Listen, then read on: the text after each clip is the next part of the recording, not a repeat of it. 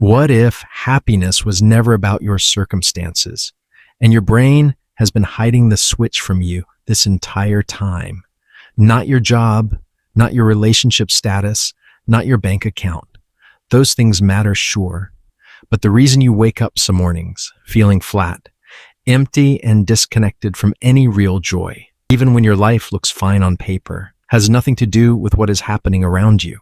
It has everything to do with what is happening inside your brain, specifically 4 chemicals. And right now, for most people, those chemicals are running dangerously low. Here's what nobody told you. Happiness is not a feeling you wait for. It is a biological state your brain produces. And just like you can trigger stress with the right input, you can trigger genuine happiness with the right input too. In the next few minutes, I'm going to show you 3 brain tricks that make you feel happy in seconds. Not hacks, not toxic positivity.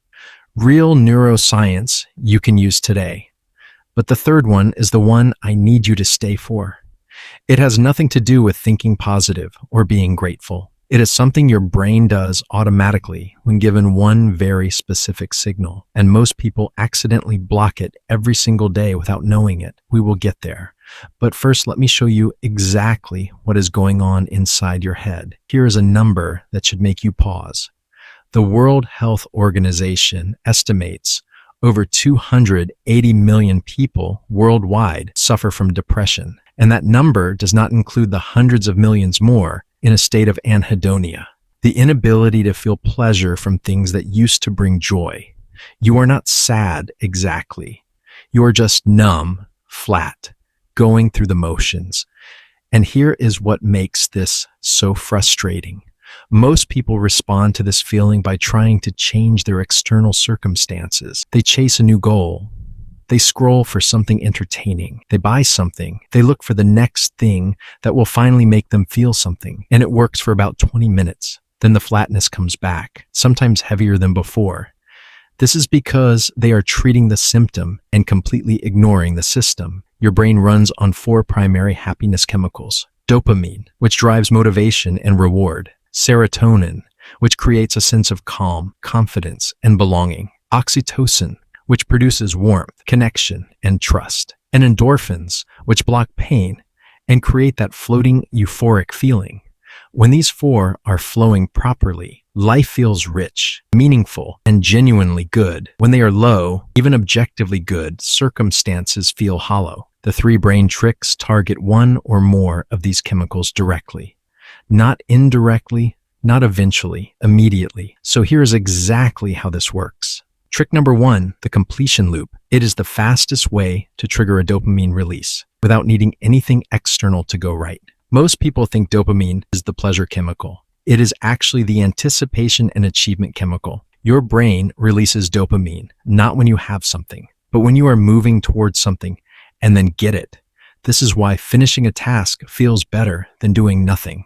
Even if the task was small, the completion itself is the trigger. Neuroscientists at MIT found the brain's dopamine system responds to progress, not size, meaning your brain does not care whether you close $1 million deal or make the bed off a mental list. Completion is completion. The dopamine release is real either way. Here is your action for today. Right now, before this video ends, pick one tiny thing you have been putting off, not a big project, something that takes under 2 minutes. Send that text, close that tab, put that one thing away, do it, and notice the small but real shift in how you feel immediately after. That is dopamine. That is your brain rewarding you for closing an open loop. And here is the powerful part. You can stack this. 3 small completions in a row produces a cumulative dopamine effect. That can shift your entire mood within 10 minutes. Now, the next one builds on this in a way most people never connect. And once you see how these 2 work together, it is hard to unsee. Trick number 2, the witness effect. It is one of the most underused serotonin triggers that exists. Serotonin is often called the confidence chemical. It rises when you feel significant, respected, and like your existence matters. This is why social media can feel good and terrible at the same time. It triggers serotonin when people respond positively and crashes it when they do not. But there is a way to trigger serotonin that has nothing to do with others' reactions. It is this. Reflect on one thing you did that you are quietly proud of, not something for show, not something you posted about, something you did when nobody was watching, something that reflects who you actually are. Research shows self-affirmation activates the same neural reward pathways as praise. Your brain does not fully distinguish between external validation and internal recognition. When you witness yourself doing something good, your serotonin responds. Here is what to do today. Sit for 60 seconds, just 60 seconds, and think of one moment where you showed up as the person you want to be. Maybe you were patient when you wanted to snap. Maybe you kept a promise to yourself. Maybe you helped someone without being asked. Hold that memory for a full minute. Let your brain register it. That is not self-help fluff. That is serotonin doing exactly what it was designed to do. Here's the crazy part. Most people spend 60 seconds every morning scrolling content that makes them feel worse. Flipping that one habit alone could measurably change your baseline mood within 2 weeks. Share this with someone who always puts themselves last. They need this more than they know. Now the next one involves your body more than your mind, and the science behind it will genuinely surprise you. Trick number 3. Before we get there, let me ask you something. When did you last laugh? Not a polite smile, not a quiet exhale, at something mildly funny online. A real laugh, the kind that comes from your stomach, that you cannot control, that makes your eyes water. If you have to think back more than a few days, that tells you something important. Endorphins are your brain's natural painkillers and euphoria producers. They are the chemicals behind the runner's high, the feeling after a great workout, and the warm glow after a really good laugh. And here's what most people do not know. Laughter triggers an endorphin release comparable to light physical exercise, not metaphorically, measurably in brain scans, found by researchers at Oxford University. But here's the problem. Most adults have accidentally engineered laughter almost completely out of their lives. Everything is serious. Everything is efficient. Everything has a purpose. And somewhere along the way, play became something you do after everything else, which means most people never get to it at all. This is not a small thing. Low endorphins do not just make you feel less happy. They make pain feel worse, connection feel harder, motivation feel impossible. Endorphins are the cushion between you and the weight of being alive. When they are low, everything feels heavier than it should.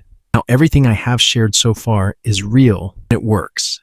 But this last one is the one that changed everything for me. And I think it is going to land differently for you. The third brain trick is called the oxytocin bridge, and it is the one most people accidentally destroy every single day with a habit they do not even realize is harmful. Oxytocin is your connection chemical. It is released during physical touch, by contact, genuine vulnerability, and giving. It is the chemical behind why hugging someone you love immediately helps, why a real conversation with a close friend can reset your whole day, why helping a stranger can lift your mood for hours afterward. Here is what is quietly killing your oxytocin levels. Passive consumption. Hours of scrolling, watching, browsing content from people you will never interact with in a format that requires nothing from you and gives nothing back biologically. It feels like connection. Your brain is designed to respond to faces and voices and stories, but it is a simulation of connection, not the real thing. And your oxytocin system knows the difference. Researchers studying social media use and loneliness found something that should stop us. People with the highest daily social media use reported the highest loneliness, even when they had hundreds of followers and active comment sections. The appearance of connection was making the hunger for real connection worse. Here is your action today. Reach out to one person, just one, with a real message. Not a meme, not a reaction, not a reply to a story, something personal, something that says you were actually thinking about them. It does not have to be long. It does not have to be deep, just real. Send it before this video ends if you can. That one message triggers oxytocin in you the moment you send it. not when they reply. The act of genuine giving itself starts the chemical release, and when they respond, it compounds. This is the oxytocin bridge, a real moment of human connection your brain has been starving for, possibly for longer than you realize. Save this video. The 3 brain tricks are worth coming back to on the days everything feels flat. So let me put this all together for you. Your brain is not broken. It is not wired for unhappiness. It is wired for 4 specific chemicals: dopamine, serotonin, endorphins, and oxytocin. And modern life has quietly drained all 4 without giving your brain the inputs it needs to refill them. The completion loop gives your dopamine system progress and achievement, even in tiny doses. The witness effect gives your serotonin system the recognition it is designed to respond to, coming from the one person whose opinion of you matters most, you. And the oxytocin bridge gives your connection system a real moment of human warmth. In a world that has replaced most real connection with a screen, imagine waking up tomorrow and actually having tools for this.